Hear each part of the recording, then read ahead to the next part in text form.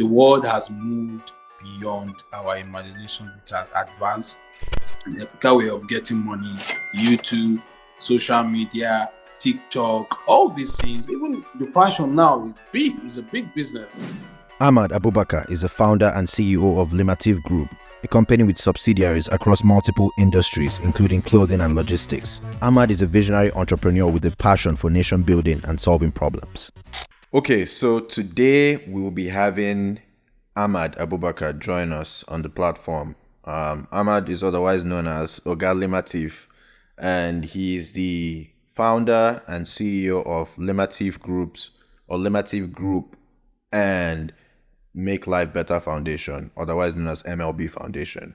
So Limateef Group is a holding company that has different subsidiaries and focused on clothing, logistics, event planning, and even travel as well.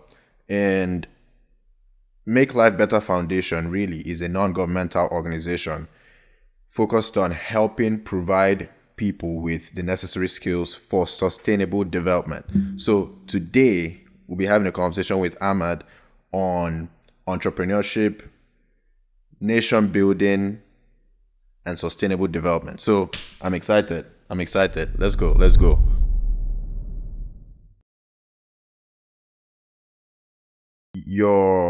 You're an entrepreneur, that aims to impact different industries, whether it is clothing, home building, logistics, event planning. Why did you choose these industries specifically? Okay, so for me, as a serial entrepreneur, right? I call myself a serial entrepreneur. I don't just call myself an entrepreneur, a serial entrepreneur, because I have a gift and I was able to identify the gift, which is being able to, multitask. A lot of people say, oh, multitasking, you can't multitask. God has given me that ability whereby I'm being able to manage more than one thing at the same time. And I do it very well. So I started with fashion because it was just more like a heredity from my father. So I started with fashion. I came back to Abuja. I left my parents' house. I came back to Abuja, started my brand.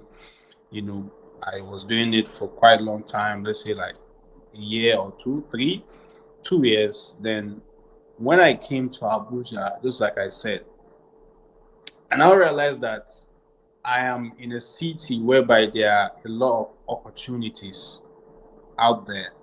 I am in a city whereby a lot of functions are being held in different aspects of businesses, right? I'm in a city whereby we have a lot of people, we have a lot of building going on, we have a lot of construction, we have a lot of people moving in from one house to another, we have events, so many things. And being someone that is able to manage multiple things, I found it as an opportunity for me to venture to diversify my options. And this is like a advice to every entrepreneur out there is like you need to diversify your option. In as much as you have a niche, you need to have multiple things, in order to flow your business and so many other things, that would come. So after in the clothing business for a year or two, I started event planning. And the first event I planned was for Davido's when he came in to Abuja to launch a new restaurant. That was my first event that I planned. I just gave it a try, and then it came out well. People after that, people started calling me from different angles, like, oh, yo, we heard you're the one that did this, you supplied this barricade, you supplied that. And then I was like, oh, yeah, that's true. And then that's how I started the Limateef event planning for the logistics. So I realized that every end of the year, you see people packing out from one house to another. So, as an entrepreneur, there is a need for you to identify demand, and there is a need for you to identify how to solve problems. So I saw it as an opportunity whereby people will start calling to ask, oh, I'm parking from one house. Please, do you know someone that has a truck? Or do you know someone that can help me pack my things out from my old house to new house? Oh no, I have some goods that are somewhere. Can you please bring them for me? Oh, I have an event and I want to pick some barricades from one location to another. Do you have someone that can help me? Things like this gave me I was able to identify such things, and then that was how I ventured into logistics. And being someone that knows how to socialize with people, someone that knows how to build relationships with people, I was able to know people that own these trucks directly. And I speak to them. I want to start this, and this is how it's going to be. This is how I want to operate. And it became in my favor. This is where the logistics was birthed from. And then events, right? I'm done with event logistics and fashion. Then we have Limateef event, Limateef logistics. So I think these are then okay. Then we have Limateef homes, right? Mm-hmm. So I've always had passion for real estate because I grew up in Niger, and then I think one of the people that conquered real estate in Abuja are from Niger State, which are Modern Shelter, Ibrahim Aliu, our patron, our father. He has been an inspiration to me. So from that's where the birth of my, real construction started from. Although I started with furnitures, making furnitures, because I also realized that as much as people are moving to new houses, people are needing new furnitures every day. And I saw Mm-hmm. it as an opportunity.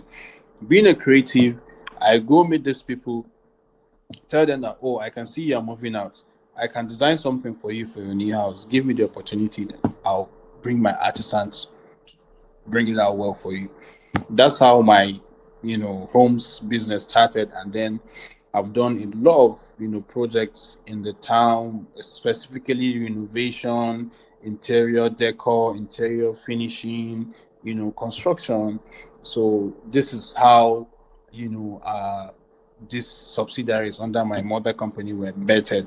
But nonetheless, regardless of all these encounters that made me to venture into these businesses, as a businessman, as an entrepreneur, you will stick to a particular business, but there is a need for you to diversify your options.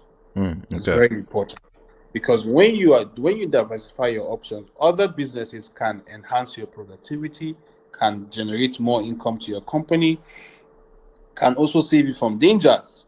Let's say, for instance, you're having a problem in a business in A company, and then a deal came from B company. You can use that resources or the profit from this company to solve the problems of that company. And being someone that loves to keep on going, like to keep on running, to keep being productive, that's another thing that pushed me to make sure that I put my hands in different businesses so as to make me productive and make me get to know people, make me not just to be lazy. Because whenever I'm idle, I get depressed. Mm. That's the honest part. Like whenever I'm not doing anything, I feel so depressed. So one thing again that made me diversify my options. Yes. So would you say that part of what moves you and part of what makes you so driven is to avoid idleness because of what? Yes. And Okay. yes, and being able to solve problems, right? So when you become a resource person, when you become someone that people can rely on, you have a lot of opportunities in your hand. And I saw that as a gift that God has bestowed in me, being someone that knows a lot of people, being someone that can solve problems, being someone that is effective, being someone that can make one, two, you know. So it's part of, the trait of entrepreneurs, which is solving problems. Yes, Okay. that's why I made my company slogan, solving problem at its source. No, I Yes. like So that. I I'm like all that. about solving problems. So, okay. So it sounds like for you, the reason you were able to diversify into these industries is one, I mean, as a serial entrepreneur, you want to make sure that you don't have all your eggs in one basket. And then That's two, you also want to make sure that, or at least you identified a need where you identified where there was a problem and said, okay, I can put Yeah. one and two together and solve this problem. So when Yes. did you realize that, because you mentioned multitasking and the ability to build relationships as a gift that you have, when did you Mhm. realize that you had that gift? So I And how did realized you that, realize it too? okay, so in life, right, you can't always get it right. You can't just wake up today and say you want to be this person and you will not be shown or you will not be advised on how to do this or do that. I have a mentor. I don't play with mentorship. God knows. You can see most of my stories. So I put happy birthday mentor, happy birthday. I have a lot of people that mentor me. And when you go to this mentor to seek for their advice, to seek for their counseling, they always tell you that, you know, try and make sure you do multiple things because of X, Y, and Z. But identifying that gift was I I saw myself being a person that's easily acknowledge people or being someone that people easily acknowledge, right? And naturally I'm good at networking. I can just meet you. I wouldn't know who you are, but like I can just network myself around you and something can come out of it. So I realized this gift while I left my comfort zone. Yes, this is when I realized that, oh, this is my gift What year? because I What year was was that? 2020 Corona Okay. period. When I left my father's house, that was when I realized a lot of my gift and a lot of my potential because I was in the streets. No father in the town, no mom. I feed myself. I look what to. I have to look for a business to sustain myself. I have to look for deals. I have to look for commission. These are the times that made me saw a lot of my gifts. Because if I was still in my comfort zone, or if I was still in my father's house, probably I might not have been able to, identify this gift, even though I would, but not as quick as I was when I left my comfort zone. So first of all, you need to leave your comfort zone because it gives you the ability to think, to refresh, to just start life all over, and reading books, then having a mentor. These are the three key things that helped me in identifying this special gift that God had bestowed in me. Mhm. So reading books, mentorship, and leaving your comfort zone. So all these three things helped push you to be the serial entrepreneur that you are now. I want to Exactly. touch on something that you mentioned. You talked about Limateef event planning and how you started. The first thing you did was to plan an event for Davido, right? Mm-hmm. So walk me through that process of going from, because I think you mentioned you had helped him with finding a hairstylist in In Morocco, Morocco. yeah, I saw one of your interviews that you did. absolutely. How did that happen? And then how did you go from that to now you're planning an event for Okay. OBO? So, that's my friend, right? Mm-hmm. I think before I planned the first event, I once planned a mini event, for like a naming ceremony whereby I supplied, uh, what they call it, what do they call it, canopies and all. But this Mm-hmm. came, the first ever event was I used to supply barricades to 345. So luckily, I think the they had Burna Boy, Whiskey, and Davido for a show for 3 consecutive days by play. So I think the first person was Davido, and then since I usually supply them barricade, I supply them barricades, to the event. So after the event, the people that own the lighthouse now reach out to me that, oh, we are doing lighthouse opening and we want barricade. I said, okay, that's fine. And then I was like, have you guys gotten any events, planning person? They were like, no, we have. I was like, oh, what can I do? Because one thing about me is I don't like limiting myself to things. I love like exploring other opportunities. They say, oh, we have this event, we need this, we need that. I was like, okay, I can supply it. God being so kind, being someone that knows people, have good contact, I was able to put phone calls and get to reach their demand. And that's how I got to plan the event for the restaurant, but in the name of the video coming to launch the restaurant. Yes. Mm. Okay, so that was the event. So what? How did you get from Morocco, like the whole hairstylist in Morocco, Okay. to So doing that? I was in school. I'm still in school. A lot of Mm-hmm. people think I'm done with school, but I'm not done. I'm still in school. So I was in ABU's area doing my diploma. Then our by that time, the Limateef group has been birthed.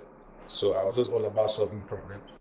I remember I used to go to Kaduna from Zaria every Friday because I hated the school. I didn't like it because of ASU.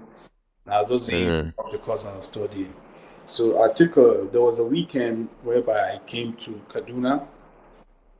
Before I prayed in the morning, I just saw a post of Davido. Was like, oh, he's in Morocco and he needs an hairstylist. Please, anyone that has someone that can style him should contact Tunji, his cousin, who is my chairman, my very good friend as well. We became friends afterwards. And then I was like, okay, I have a friend that is in Morocco and we hail from the same states. Then I called him.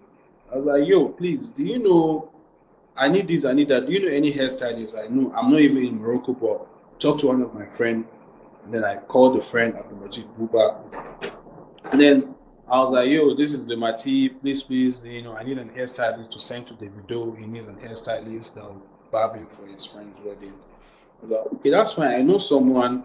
He sent me his number, and then I contacted the hairstylist. I told him, okay, this is it. This is the business, and then this is who we are going to start. This is the address. Can you? He's like, yes, I can, please. But he wasn't in the same city with Davido, so it took like an hour trip to get there. Before David woke up, he was there. He met Tunji, and then Tunji, introduced him. And when he came, and yeah, afterwards he gave them he barbed all of them, and I was paid. Then I paid him. So after the whole barbering thing again, they were now like, they need Nigerian food. Though. I was like, Hmm. I have another female friend in Morocco. The You power said, of I have friends everywhere. I have friends in Morocco. I just called the girl, yo, how far now? How are you? What's good now? Can you cook? I can cook now. But yeah, Davido is in town. They say they want Egusi, we did everything. And I think that was a period when donated money to him Hmm. for his birthday. I think after, yeah. So and then I spoke to her. She did it. We paid the money. She took the food, and we got paid. And that's how we solved this problem easily. Like I wasn't there. I didn't even know. Never had a visa before, so I didn't even know how it happened. But with the power of influence, knowing people, networking, I was able to solve this problem within a day. And that's how we started the journey. Yeah, I think what you did there is a true example of a resourceful entrepreneur because it's not like you could even directly do anything about it, but you're like, I know this person, I know that person. And Yeah. I think it showed that you were not going to just say, oh, I don't know, I can't do it, oh, that's it. Yeah. But you Yeah. were like, who do I know that I can say, okay, connect this person? So, as much as you're an entrepreneur, you also build connections between people too. And that's something I've seen. So, you've had Limateef Group for, correct me if I'm wrong, about 4 years now, since 2020. Yes. And a lot of people have ideas. They said, oh, I want to build this, I want to build that, I want to build this. But very few people are able to actually execute on the thing that they said they want to build. You seem to have executed. How did you get from idea, oh, I have this idea for this, I have this idea for this, I have this idea for that, to executing? Because at least from what I've seen, it seems like as soon as you have an idea, you execute. As soon as you have an idea, you execute. Is that correct me if I'm wrong? Is that Fact. how it usually Yeah, happens? yes, fact. Okay. Okay. So Okay. they said um, luck is preparedness meeting opportunity.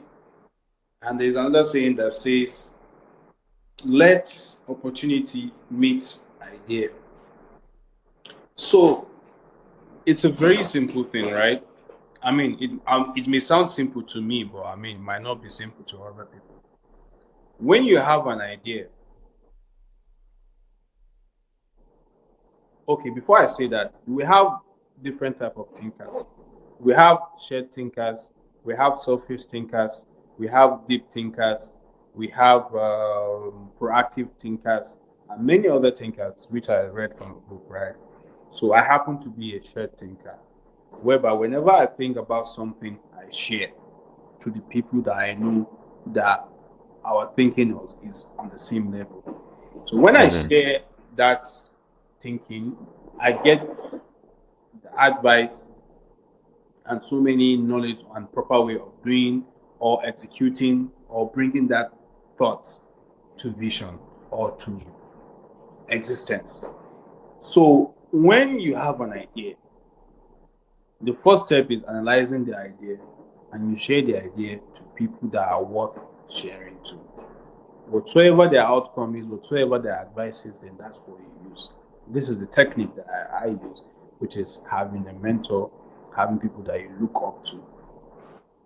So So what now, happens if you, let's say, what happens if you have an idea and you think this is the best idea in the world, Mhm. and you're like, how come nobody has thought of this thing? But then you talk to somebody and you share your thoughts with somebody and they don't see it the same way. How do you determine, okay, this is when to follow the advice that this person is providing, and this is when to stick to what I've decided to do? in as much as you share your idea to people, their opinion doesn't matter at some point. All you need is their advice, right? And that's all you need. It all bounces to you. A lot of people that I shared my idea to today are wondering how I was being able to bring this idea, even though they doubted it or they might have had some criticism, criticism from that idea or something. When you have the idea, you keep it to yourself. When you keep it to yourself, you share it with the person. By sharing with that person doesn't mean whatsoever this person will say is what you are going to use. No, it's your mind. They Yeah, say yeah. begin with the end in mind. The fact that God has given you the wisdom to have that idea is a blessing. It's now your choice to work on that idea or not. It doesn't matter if you don't have the resources to bring that idea to vision, you can still bring that idea to existence, which is by saying start small things, start great things in a small way. And that's the same technique that I use. When I had the idea, okay, I want to have a problem solving company, but I know I don't have any resources to, then you can leverage on the opportunities or the advantages you have around you. It might be you have friends that might have the capital and you collaborate, or it might be there's someone that's already doing that same thing. Then you go through that person, to get some certain things that you need. Then when you do it, you are able to get some resources out of it. Then you can now bring your own idea into existence. I don't know if I was able to answer your question properly. So you have the idea, you share with people, get the advice, The right take what people, you want to take, not the right everybody. people. Yeah. Okay. How People do that you identify the right people? it's you. It's you. It's you. It all bounces back to you and the people around you. I was lucky to have had good friends. I was lucky for God to have been able to connect me with good people. Alhamdulillah, which I'm really proud of knowing to today till tomorrow, till I die.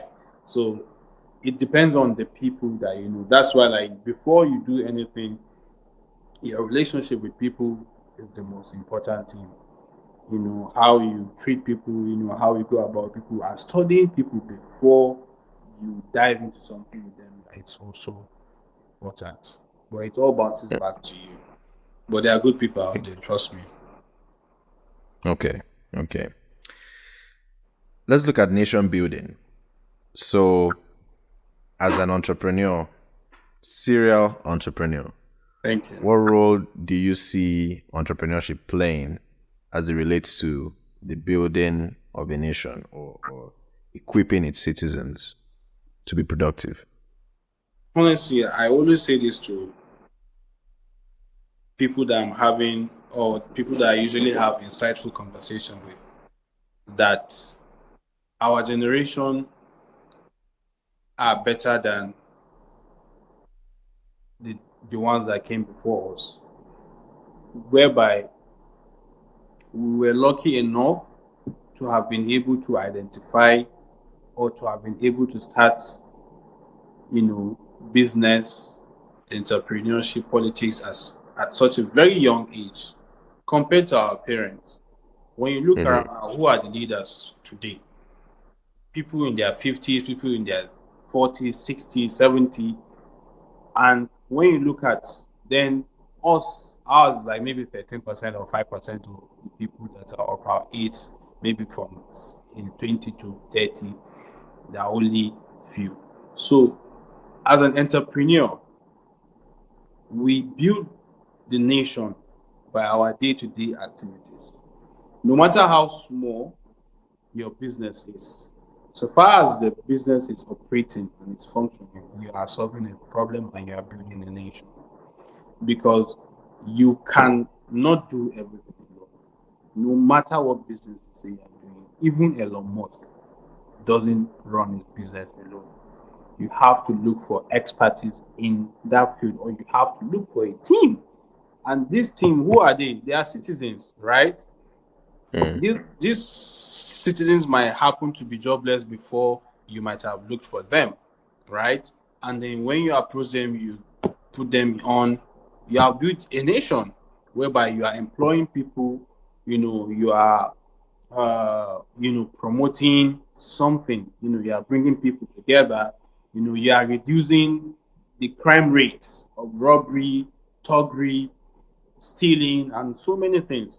So we entrepreneurs, honestly, we really have a big role to play in nation building, as much as you may think, you know. And the best way to do it is by putting people on, you know, giving people opportunities, no matter how small your business might be. Like I said, give other people room to explore, give other people room to serve you, give other people room to give you, to provide you a service. You know, that is the role of entrepreneurs in nation building, I believe. Uh, no, I like that because I think um, you start a business, right? And when you're starting the business early on, there's not as much, depending on what kind of business you're in, there's not as much capital initially. And so you may not even have enough to pay everybody, but you can say, look, this is what I'm trying to do. If you believe in the vision, come on, join. Eventually, we'll get to that point where we're able to pay you, you know, to your satisfaction and based on the level of work you're producing. But by doing that with people and by bringing people on, what you're doing is you're empowering them with skills or the ability to use the skills that they already have in service to the business, which will in turn generate, or impact the GDP and the productivity of the country. So I like that. And you talked about how our generation or we have more people that are younger in our age group that are involved in public service now than in the past. So, according to your assessment, how do you see that going over the next 10, 20 years in terms of youth involvement in nation building? Okay. So, in as much as we have these people that are gifted, or we started this early, at the same time, some you see now the world is moving crazily, like very fast. You can see Yeah. people making money from tech, making money from crypto. There are quicker ways of getting money, right? But honestly, for me, at the same time, is that I realize that most of our youth are quick to seeing, are quick to wanting to see results. Whereby when you start a business now, you expect the result to yield as soon as possible because you have seen it worked for Mr. A. You also want the same thing to work for you. I think we need to take that mentality out in our generation because it's killing us, Mm. really killing us. And moving in such direction for the entrepreneurs, of our age bracket from now to 10 years, I feel like we are going to provide much more billionaires more than our parents. Because even when you check the analysis now, we have billionaires at the age of 20, we have billionaires at the age of 18, we have billionaires at the age of 25, we have billionaires at the age of, but there might be few. What? There is prosperity. Yeah. Give it 10 to 15 years from now, we'll have lots of billionaires in the country or in the nation. I'm very optimistic about it because the world has moved beyond our imagination. It has advanced. The quicker way of getting money, YouTube, social media, TikTok, all these things, fintech, drop shipping, crypto, forex, so many things. Even the fashion now is big. It's a big business. The tech Yeah. fashion is a big business now. So honestly, there's a prosperity, but unless if we continue to be patient, and that's what and I'm going to revert back. Some people or some maybe youth or people in our bracket are quick to see results, and some are being driven by peer pressure. That's why you see them indulge in such negative acts just to see that okay they are also at the top. But if you really want to play the game, you have to play the long-term game, than the short-term game. Bring out a plan, 5-year plan, 10-year plan, 15-year plan. Trust me, if you follow this one step at a time, we are going to get to the bottom. And I believe vehemently that there is prosperity for Yeah. for us. Yeah. Because I mean, even with you, like you said, YouTube, the different avenues of making revenue Yeah, now, and it's not just relying on traditional like employment. yeah, That is good, and that plays its role too yeah, in contributing to an economy. Um, at the same time, like I think it goes back to what you were saying about diversification. mm, So it's like now you're diversifying your ways of earning income, whether it's through, like you said, podcasting, YouTube, social media, different things. that's If right. you have a business, Yeah, yes, in fact, you could use social media as a tool to promote that good business too. part. So, okay, sustainable development. So you started an organization called Make Life Better, so MLB Foundation, Yeah, and it's focused on providing opportunities for people to develop necessary skills for sustainable development. So, from your perspective, what top three necessary skills would positively impact sustainable development on a national level the most? skill acquisition, right? Skill acquisition, ICT, and agriculture. Mm. These are the three key things. When we talk about skill acquisition, right? Every day there are problems and they need to be solved. Today you have people that want to go out and then you find out that Maybe they find out that, oh, maybe one of their clothes is torn or something, and then they need a Mm. tailor that will just do quick one for them, or they need a shoe to be repaired, or someone needs like he needs like something quick. You understand? Like these are the things that drives our economy, and these are the things that adds to nation building and sustainable goals. Skill acquisition encompasses a lot: catering, fashion, cobbling, IC, cobbling, what they call it, there are a lot. There are a Yeah. lot. There are a lot. The skills are a lot.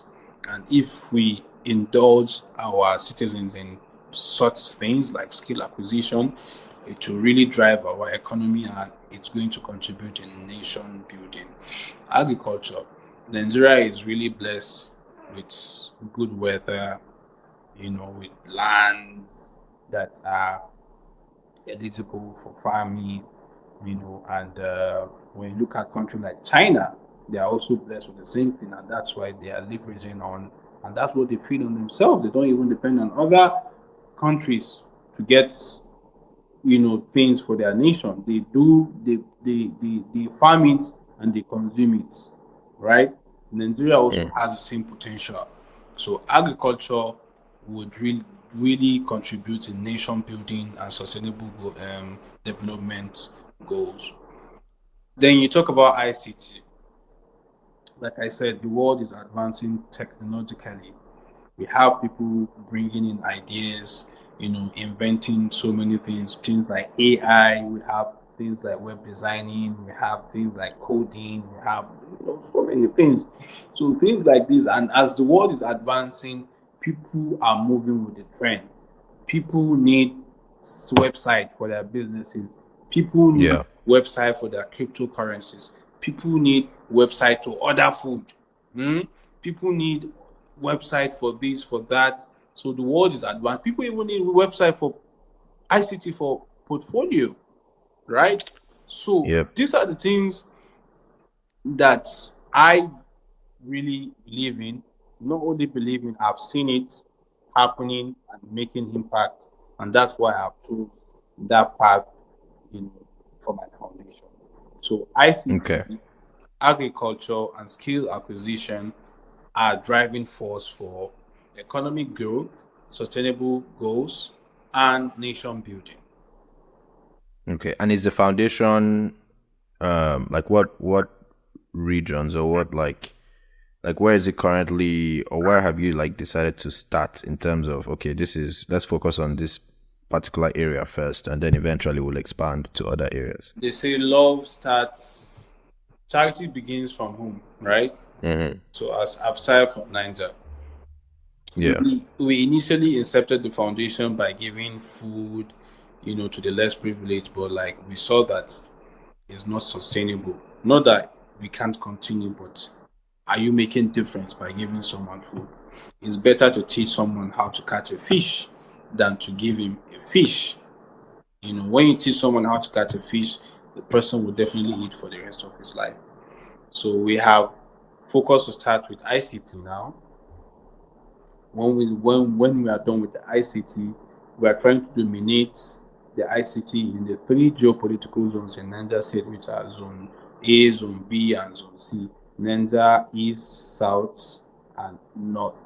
Right. So, once we are done with this, we are going to move to the skill acquisition part, which is where we are having a collaboration with the small and medium enterprise, SMEDA, because that's what they are known for. And Mm. after we're done with that, we're going to move to agriculture. It's a phase. We are trying to achieve it one by one. But for now, our niche, our focus is ICT. ICT. Okay. Okay. And you said the north, east, and south Yeah. zones in Niger State, that's the area that you're focusing on now, Yeah. for Yeah. now, to develop those skills. Okay. Okay. Um, my brother, you have been very generous, like with your time, and I really, really appreciate it. Thank you. Before we let you go, Me too. where do you see Limateef Group in the next 10 years? My brother, I'm building a world-class conglomerate company. Okay, I like it. I like it. Yeah. So we are building a world-class conglomerate company. I see Limateef to be in the forefront of companies like Bua, companies like Dangote, companies like Mangal, companies like Oando, companies like Shell, because in our own way, we sign based on the services that we provide, inshallah. Inshallah, Kareem. I'm really optimistic about our vision, about our goals, and our aims and objectives. We just want to solve problems. We just want to make sure that we make living for humans sustainable, easy, and stress free. Yes. Yeah. No, that's inspiring. I think, especially as someone who is like we're in the same like age group, I think it's inspiring seeing someone with that vision to build something that is big and something that will last beyond their time here, to provide the best The services goal is possible. to build a generational wealth, and Yeah. I'm willing to take the Yeah. risk. I I like have that. I the risk. Yeah, yeah. I have Yeah. to. I have to. That's the goal. The goal is to pass it on to generation to come, generations to come. No, I like that. I like that. My brother, where can our audience find you and your work? Abuja, we're everywhere, Sha. That's the thing. Everywhere. Yeah. Everywhere. No, Full we are everywhere. pushing the trend. So once you check us up on social media, Limateef, we also have Limateef website. Once you just search Limateef on the Google, you get our website. You see, things related to what we do, articles, and so many more. But we are based in Abuja, Nigeria. Yes, that's where we are. Oh yeah, come. I want to tell you something. Come and say something. If you got value from that noble conversation, let us know in the comment section below and let us know what you liked. But don't stop there, oh. Don't stop there. Share this video with someone else you think will also get value from this. Don't be selfish.